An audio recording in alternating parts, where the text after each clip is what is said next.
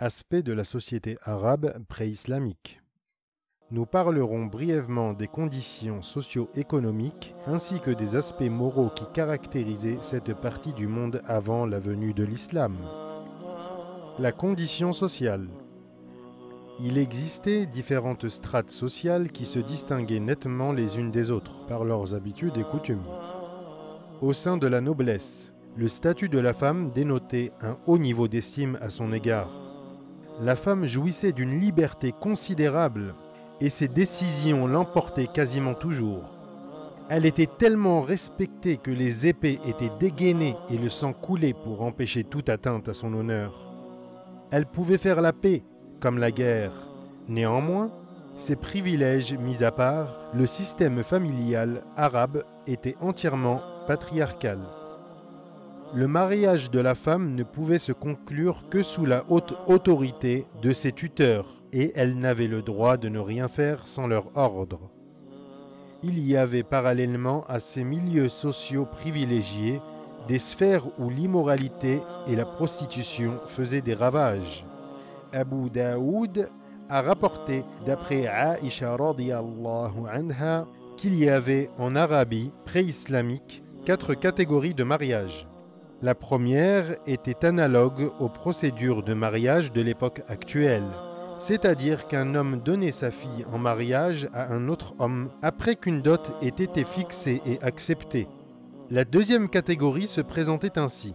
Un mari envoyait sa femme, une fois la période menstruelle de celle-ci terminée, cohabiter avec un autre homme. Il ne reprenait les rapports avec sa femme que lorsqu'elle montrait des signes de grossesse. Il agissait ainsi dans le but d'avoir un enfant de bonne ascendance. Dans la troisième catégorie, un groupe de moins de 10 hommes avait des rapports avec une femme. Lorsqu'elle tombait enceinte et qu'elle accouchait, elle envoyait chercher ces hommes et aucun d'eux ne pouvait refuser de venir.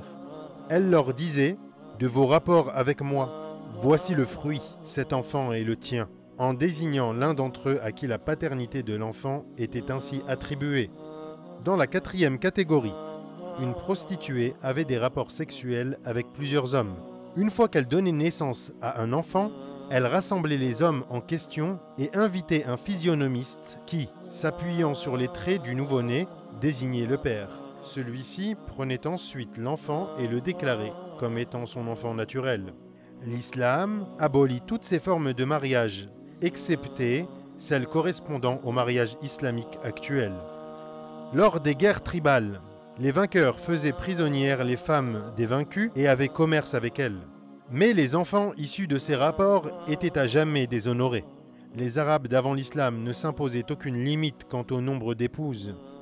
Ils pouvaient être mariés à 2 sœurs simultanément ou même aux épouses de leur père en cas de divorce ou de décès de celui-ci. ولا تنكحوا ما نكح آباؤكم من النساء إلا ما قد سلف إنه كان فاحشة ومقتا وساء سبيلا حرمت عليكم أمهاتكم وبناتكم وأخواتكم وعماتكم وخالاتكم وبنات الأخ وبنات الأخت وأمهاتكم اللاتي أرضعنكم وأخواتكم من الرضاعة وأمهات نسائكم وربائبكم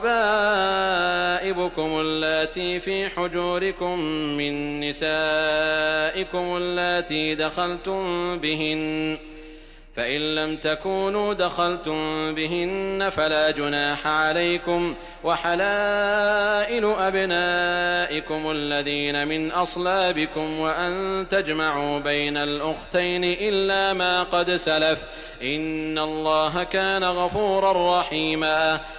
N'épousez pas les femmes que vos pères ont épousées. Exception faite pour le passé. C'est une turpitude, une abomination. Et quelle mauvaise conduite! Vous sont interdites vos mères, filles, sœurs, tantes paternelles et tantes maternelles, filles d'un frère et filles d'une sœur, mères qui vous ont allaité, sœurs de lait, mères de vos femmes, belles-filles sous votre tutelle et issues des femmes avec qui vous avez consommé le mariage. Si le mariage n'a pas été consommé, ceci n'est pas un péché de votre part. Les femmes de vos fils née de vos reins. De même que deux sœurs réunies, exception faite pour le passé. Car vraiment Dieu est pardonneur et miséricordieux. Coran, sourate 4, versets 22 et 23. Le nombre de divorces n'était pas déterminé. L'adultère prévalait dans presque tous les milieux sociaux à l'exception de quelques hommes et femmes dont la dignité personnelle les préservait d'un tel acte. Les femmes libres étaient dans une bien meilleure situation que les femmes esclaves. Il semble que la plupart des Arabes de l'époque anté-islamique ne ressentaient aucune honte quant à cette turpitude.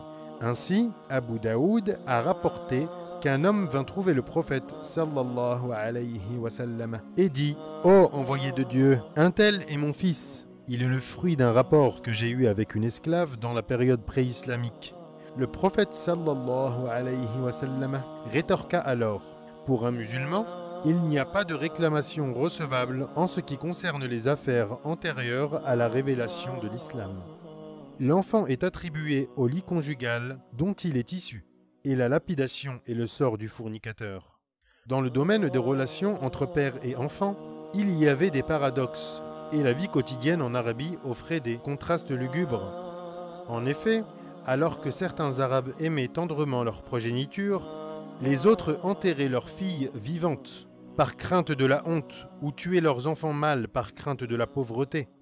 قل تعالوا أتل ما حرم ربكم عليكم ألا تشركوا به شيئا وبالوالدين إحسانا ولا تقتلوا أولادكم من إملاق نحن نرزقكم وإياهم ولا تقربوا الفواحش ما ظهر منها وما بطن ولا تقتلوا النفس التي حرم الله إلا بالحق ذلكم وصاكم به لعلكم تعقلون. Dis, venez, je vais réciter ce que votre Seigneur vous a interdit. Ne lui associez rien et soyez bienfaisants envers vos pères et mères. Ne tuez pas vos enfants pour cause de pauvreté. Nous vous nourrissons tout comme eux. N'approchez pas des turpitudes ouvertement ou en cachette. Ne tuez qu'en toute justice la vie qu'Allah a fait sacrée. Voilà ce qu'Allah vous a recommandé de faire. Peut-être comprendrez-vous. Coran, sourate 6, verset 151. وإذا بشر أحدهم بالأنثى ظل وجهه مسودا وهو كظيم يتوارى من القوم من سوء ما بشر به أيمسكه على هون أم يدسه في التراب ألا ساء ما يحكمون. Et lorsqu'on annonce à l'un d'eux une fille, son visage s'assombrit et une rage profonde l'envahit. Il se cache des gens à cause du malheur qu'on lui a annoncé. Doit-il la garder malgré la honte ou l'enfouira-t-elle dans la terre? Combien est mauvais leur jugement. Coran, sourate 16, versets 58 et 59. ولا تقتلوا أولادكم خشية إملاق نحن نرزقهم وإياكم إن قتلهم كان خطأ كبيرا. Et ne tuez pas vos enfants par crainte de pauvreté. C'est nous qui attribuons leur subsistance, tout comme à vous. Les tuer, c'est vraiment un énorme péché. Coran, sourate 17, verset 31. وإذا الموءودة سئلت. Et qu'on demandera à la fillette enterrée vivante. Coran, sourate 81, verset 8. Nombreux étaient cependant les enfants mâles épargnés, en raison de leur grande utilité en période de guerre. Les Arabes avaient avec leurs parents ainsi qu'avec leurs clans des relations profondes. L'esprit de clan était leur raison de vivre ou de mourir. L'esprit de société qui régnait au sein de la tribu était exacerbé par le tribalisme. Le socle sur lequel reposait l'ordre social était le chauvinisme et les liens de parenté. Leur devise était « Soutiens ton frère, qu'il soit oppresseur ou opprimé ».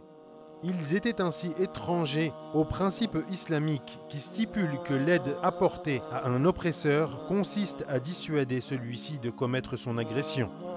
La soif du pouvoir, jointe à une volonté aiguë de surpasser les autres, avait souvent pour conséquence des guerres entre tribus qui avaient généralement un ancêtre commun. C'est le cas des Aous et des Khazraj, des Abs et des Dhubian, des Bakr et des Taghlib, etc. Les relations intertribales étaient fragiles et faibles à cause des guerres continuelles. Toutefois, le respect de certaines traditions qui tenaient de la religion et de la légende atténuait parfois l'intensité des conflits. Dans certains cas, l'alliance ou la dépendance entre les tribus engendrait leur unité.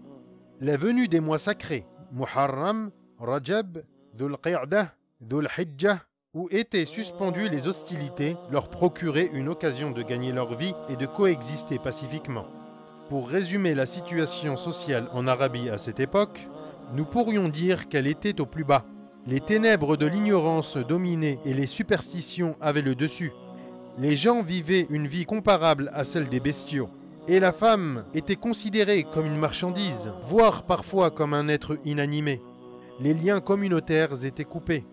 Quant au gouvernement qui existait, leur souci majeur était de s'enrichir aux dépens de leurs sujets et de déclarer la guerre à leurs opposants.